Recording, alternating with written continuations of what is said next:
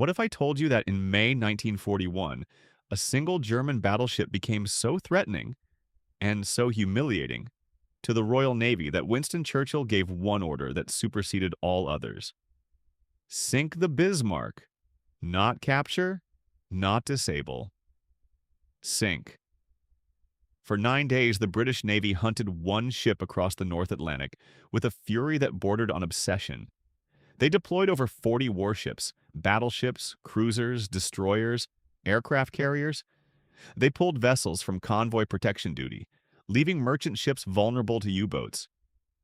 They risked ships in weather so violent that operations should have been suspended. They did this because 3 days earlier, the Bismarck had done something unthinkable. She had sunk HMS Hood, the pride of the Royal Navy, the largest warship in the British fleet, in less than 10 minutes. 1,400 British sailors died. Only 3 survived. The Hood had been considered unsinkable. The Bismarck had destroyed her with a single salvo that detonated her magazines and broke her in half. The Royal Navy's response wasn't strategic calculation. It was vengeance. They would pursue the Bismarck to the ends of the ocean. They would expend whatever resources necessary, and when they finally cornered her, they would show no mercy. This is the story of the greatest naval chase in history. To understand why the Hood's destruction triggered such fury, you need to understand what these two ships represented. HMS Hood, the mighty Hood. Commissioned in 1920, HMS Hood was the largest warship in the world for 20 years. At 860 feet long and displacing 47,000 tons, she was a battle cruiser, faster than a battleship, more powerful than a cruiser, designed to dominate any engagement she entered. She was beautiful. Naval architecture had not yet embraced pure functionality. The Hood had graceful lines, a profile that suggested speed and power simultaneously. She toured the empire in the 1920s and 1930s as Britain's floating ambassador, showing the flag from Australia to South Africa to the Caribbean. British schoolchildren knew her name. She appeared on postcards. She was the Royal Navy's symbol, Britain's power made steel and floating. But she had a fatal flaw that nobody fully understood until May 24th, 1941. Her deck armor was thin. She'd been designed when naval combat occurred at close range with flat trajectory gunfire. By 1941, long-range plunging fire, shells that fell from high angles onto deck armor rather than striking side armor, had become standard. The Hood's deck couldn't withstand it. She was a 1920 ship sailing into a 1941 battle. The Bismarck, Germany's new monster. The Bismarck was everything the Hood wasn't. Brand new, designed for modern warfare, incorporating every lesson Germany had learned from World War I. Commissioned in August 1940, she displaced 50,000 tons fully loaded. Technically violating the treaty limits Germany had agreed to, but nobody was enforcing treaties anymore. Her armor was among the thickest ever mounted on a warship. Her 8 15-inch guns could fire shells weighing nearly a ton over 20 miles. Most importantly, her fire control system was extraordinary. German optical rangefinding combined with mechanical computing produced targeting accuracy that exceeded British equivalents. In practical terms, the Bismarck could hit targets reliably at ranges where British ships were still finding the range. She'd been built with one purpose: commerce raiding in the Atlantic. Break out into the Atlantic shipping lanes, destroy British merchant convoys, force the Royal Navy to spread thin protecting hundreds of routes, and bleed Britain's supply lines until starvation forced negotiation. Her first operational sortie was May 1941. It would also be her last. May 24th, 1941, 5:52 a.m. The Denmark Strait between Iceland and Greenland. The engagement? HMS Hood and HMS Prince of Wales, two of Britain's most powerful warships, intercepted the Bismarck and her escort, the heavy cruiser Prince Eugen, as they attempted to break into the Atlantic. The British had the numerical advantage. The Hood alone outweighed the Bismarck by treaty displacement. The engagement should have favored the British. It didn't. At 5:52 a.m., both sides opened fire at a range of approximately 25,000 yards, over 14 miles. This was extreme range, the kind of engagement where luck and fire control systems mattered more than raw power. The first few minutes were chaos. Shells falling around both sides, near misses throwing up massive geysers of water, gun crews adjusting for range, speed, and wind. At 5:55 a.m., 3 minutes into the battle, German gunners on the Prinz Eugen scored the first hit on the Hood. A fire started on her boat deck. Flames and smoke poured from amidships. Then, at 6 a.m., 8 minutes into the engagement, a German shell from either the Bismarck or Prinz Eugen, it's never been definitively established which, struck the Hood near her aft magazines. The explosion. What happened next was so fast that observers struggled to process it. The shell penetrated the Hood's thin deck armor and detonated inside or near her aft magazine, the compartment storing hundreds of tons of cordite propellant for her guns. The explosion was catastrophic. The Hood's aft section was obliterated. The blast broke her back. The bow section rose out of the water at an angle as the stern collapsed. Within seconds, the ship was folding in half. From the first hit to complete sinking, less than 3 minutes. Of the Hood's crew of 1,418 men, exactly 3 survived. They were on the upper deck when the explosion occurred and were blown clear by the blast. They floated in the freezing North Atlantic for hours before being rescued. 1,415 men died. Most were trapped below decks when the ship went down. They drowned in darkness as the Hood plunged to the ocean floor. The British response aboard the Prince of Wales, the only other British capital ship present. The crew watched the Hood disintegrate. The ship they'd been trained to believe was invincible had been destroyed in minutes. The psychological impact was devastating. The Prince of Wales captain made the only rational decision: break off engagement.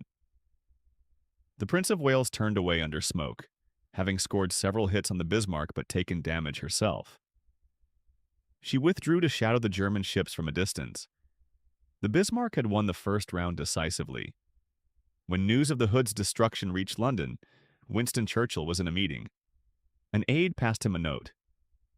Churchill read it, went pale, and excused himself. He returned minutes later and gave an order that would define the next week. Sink the Bismarck. I don't care what it takes. The strategic calculation. Strategically, the Bismarck was dangerous but not existentially threatening. One battleship, even a powerful one, couldn't win the Atlantic campaign. Britain had dozens of capital ships.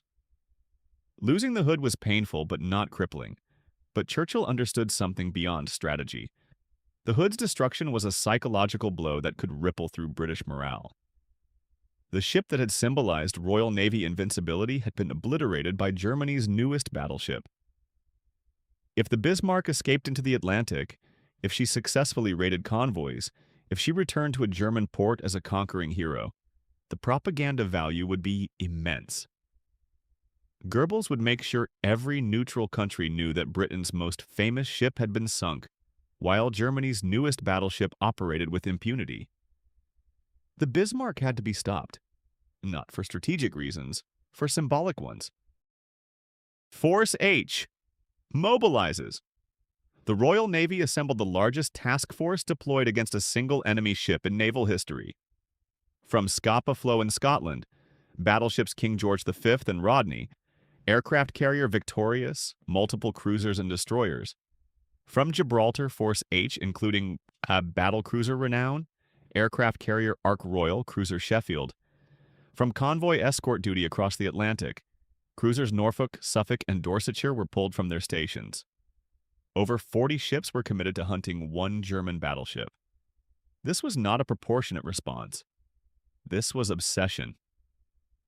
For 60 hours after the Denmark Strait battle, the Royal Navy pursued the Bismarck across the North Atlantic, a chase complicated by weather, fuel constraints, and the vast scale of the ocean. The shadow immediately after the battle, British cruisers Norfolk and Suffolk had maintained radar contact with the Bismarck, shadowing her from beyond visual range while British capital ships converged. The Bismarck was wounded. The Prince of Wales had scored hits during the Denmark Strait engagement, including one that had ruptured a fuel tank. The Bismarck was trailing oil and had reduced speed slightly. Her captain, Ernst Lindemann, made a decision: abort the commerce raiding mission and head for France, specifically the port of Brest, where German-controlled shipyards could repair the damage. This meant crossing 1,700 miles of ocean while being hunted by the Royal Navy. The first airstrike. On the evening of May 24th, aircraft from HMS Victorious launched a torpedo attack on the Bismarck. 9 swordfish biplanes, obsolete fabric-covered aircraft that looked like they belonged in World War I, attacked the most modern battleship in the German Navy. The swordfish were so slow that the Bismarck's anti-aircraft gunners had difficulty targeting them. Their fire control systems were designed for faster targets. One torpedo struck the Bismarck amidships but caused minimal damage to her heavily armored belt. The raid achieved nothing operationally, but proved that the Bismarck could be reached by carrier aircraft. The loss of contact. On May 25th, the Bismarck executed a brilliant maneuver. She turned sharply, circled behind her pursuers, and disappeared into a rain squall. When British ships emerged from the weather, their radar had lost contact. For over 30 hours, the Royal Navy lost the Bismarck. Dozens of ships searching hundreds of thousands of square miles of ocean, and the German battleship had vanished. Admiral Lütjens aboard the Bismarck believed he had escaped. He radioed a long message to German naval headquarters, describing the Denmark Strait battle and his intentions. It was a fatal mistake. British direction-finding stations triangulated the transmission. The Bismarck's approximate position was calculated. She was heading for France. The Catalina on May 26th, a PBY Catalina flying boat from RAF Coastal Command, piloted by an American volunteer officer, months before the U.S. entered the war, spotted the Bismarck approximately 700 miles west of Brest. The hunt was back on, but time was running out. The British capital ships were running low on fuel. The King George V and Rodney would have to break off pursuit within hours if they didn't catch the Bismarck soon. The German ship was getting closer to air cover from France. Luftwaffe aircraft that could protect her during the final approach. The Royal Navy had one final chance. May 26th, 7 p.m. Force H, approaching from the south, was within range to launch aircraft. 15 Swordfish torpedo bombers took off from HMS Ark Royal in deteriorating weather. Their mission: slow the Bismarck enough for British battleships to catch her. The Sheffield mistake. The first wave of swordfish nearly attacked the wrong ship. They dove through clouds and locked onto a target their crews initially identified as the Bismarck. It was HMS Sheffield, a British cruiser that had been sent ahead to shadow the German ship. The swordfish launched torpedoes at their own side. Fortunately, most of the torpedoes malfunctioned. Their magnetic detonators triggered prematurely when they struck the water. The Sheffield evaded the few that ran properly. No damage was done except to the pride of the swordfish crews. The error delayed the attack but also revealed the torpedo malfunction. The swordfish were recalled, rearmed with torpedoes fitted with contact detonators, and launched again. The rudder hit. The second strike occurred at 8:47 p.m. in worsening weather. Heavy seas, low clouds, rain-reducing visibility. 15 swordfish attacked the Bismarck from multiple angles, flying through intense anti-aircraft fire. The Bismarck maneuvered violently, her massive hull throwing up walls of water as she turned. Most torpedoes missed or struck armor that shrugged them off, but one torpedo, from a swordfish piloted by Sub-Lieutenant John Moffett, struck the Bismarck's stern. The explosion jammed her rudders at a 15-degree angle to port. The damage seemed minor. One torpedo hit on a ship that had withstood multiple hits during Denmark Strait. But the consequences were catastrophic. The Bismarck couldn't steer. Her rudders were locked. Every attempt to correct course failed. She could only steam in a slow circle to port. German damage control teams worked frantically through the night, trying to unlock the rudders, attempting to rig emergency steering, experimenting with using her propellers at different speeds to compensate. Nothing worked. The Bismarck was circling helplessly, unable to reach France, unable to escape, waiting for the British battleships to arrive. May 27th, 8:47. HMS, King George V, and HMS. Rodney closed to engagement range. What followed wasn't a battle. It was an execution. The pounding. The two British battleships opened fire at approximately 16,000 yards. The Bismarck returned fire, her main guns still operational despite the rudder damage. For the first minutes, it was an actual engagement. Shells exchanged. Near misses. The Bismarck's gunners scoring hits on the Rodney that didn't penetrate her armor. Then British fire began landing consistently. Shell after shell struck the Bismarck's superstructure. Her fire control systems were destroyed. Her rangefinders were blown apart. Her forward turrets were disabled. Within 30 minutes, the Bismarck was a wreck, her superstructure a burning ruin, unable to aim her remaining guns effectively, taking hits continuously. But she wouldn't sink. The unsinkable. Here's what made the final battle surreal. The British were pouring shells into the Bismarck at point-blank range, eventually closing to under 3,000 yards, and she stayed afloat. Her armor was extraordinary. British shells that would have penetrated other ships' armor simply cratered her belt without penetrating. The Bismarck absorbed punishment that would have sunk most warships twice over. She was burning. Her crew was being slaughtered by explosions and shrapnel. Her guns were disabled, but her hull integrity remained. Admiral Tovey aboard the King George V faced a fuel crisis. His ship was running low on fuel.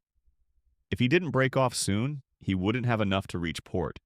But the Bismarck was still afloat. The torpedo's HMS Dorsetshire, a heavy cruiser that had been following the engagement, was ordered to close and torpedo the Bismarck.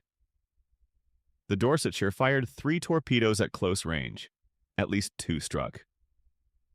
The Bismarck, already listing from accumulated damage, but began rolling to port. At approximately 10:40 a.m. on May 27, 1941, 4 days after sinking the Hood, the Bismarck capsized and sank. The survivors. As the Bismarck rolled over, hundreds of German sailors jumped into the Atlantic. They floated in the oily water waiting for rescue. The Dorsetshire and destroyer HMS Maury began picking up survivors. They pulled approximately 110 men from the water. Then a U-boat alarm was signaled. Whether real or false has never been confirmed. The British ships immediately stopped rescue operations and departed at high speed, leaving hundreds of German survivors in the water. Of the Bismarck's crew of 2,200 men, 114 survived. Over 2,000 drowned in the North Atlantic. The British would later claim that U-boat threat made continued rescue impossible. Survivors would claim that the British abandoned them deliberately. The truth likely falls somewhere between. The British had some justification for the decision, but it also reflected the fact that this had never been a normal battle. This had been vengeance. The hunt for the Bismarck reveals something uncomfortable about naval warfare. The line between military necessity and vengeance is not always clear. The disproportionate response.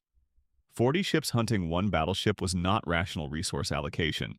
The Bismarck was dangerous but not existentially threatening. The resources devoted to her destruction could have been used protecting convoys, escorting troop transports, or a dozen other strategic priorities. But the Hood's destruction had made this personal. The Royal Navy's prestige demanded the Bismarck be destroyed regardless of cost. This is what made it revenge rather than strategy. The refusal to calculate cost-benefit, the willingness to pull ships from other critical duties, the absolute commitment to sinking one ship because of what she symbolized. The human cost. 2,000 German sailors died aboard the Bismarck. Most were teenagers and young men in their 20s. Most had joined the Navy before the war began. They weren't Nazi ideologues. They were sailors doing their duty. Their deaths didn't change the war's outcome. The Bismarck's destruction was symbolically important, but strategically marginal. Germany never attempted another surface raiding operation in the Atlantic. The era of battleship warfare was already ending. Aircraft carriers and submarines were the future. These men died in a battle that belonged to the past, even as it was being fought. The wreck of the Bismarck lies 15,700 feet below the Atlantic, approximately 400 miles west of Brest. She was discovered in 1989 by Robert Ballard, the same oceanographer who found the Titanic. The wreck is remarkably intact. Her hull sits upright on the seafloor. Her turrets have fallen off but lie nearby. You can still see the damage from British shells, the cratered armor, the destroyed superstructure. What you can't see are the 2,000 men who went down with her. In Britain, the Bismarck's sinking was celebrated as a great victory. Churchill addressed Parliament. The BBC broadcasted special reports. The Royal Navy's honor had been restored. In Germany, the Bismarck became a symbol of tragic heroism. The ship that fought against overwhelming odds, that damaged the legendary Hood, that nearly escaped the British fleet. Both narratives miss something important. This was less a battle than a hunt. The Bismarck spent most of her operational life being pursued. The Denmark Strait engagement lasted minutes. The final battle was one-sided slaughter of a ship that couldn't steer and couldn't escape. The Bismarck didn't fail because she wasn't powerful enough. She failed because one torpedo jammed her rudder, and everything else followed inevitably from that single mechanical failure. One torpedo, in the right place, and 2,000 men died because their ship could no longer steer. The Royal Navy devoted more resources to sinking one ship than most nations had in their entire navy. They did it not because strategy demanded it, but because pride demanded it. They sank her. They got their revenge. And then they left her survivors to drown because a possible U-boat contact made rescue inconvenient. If you want to understand how naval warfare combines engineering, strategy, and raw emotion, how a single battle can become a national obsession, subscribe. Because the hunt for the Bismarck wasn't really about military strategy. It was about something older and darker. Blood for blood. Ship for ship. The Hood for the Bismarck. And the Atlantic has them both now.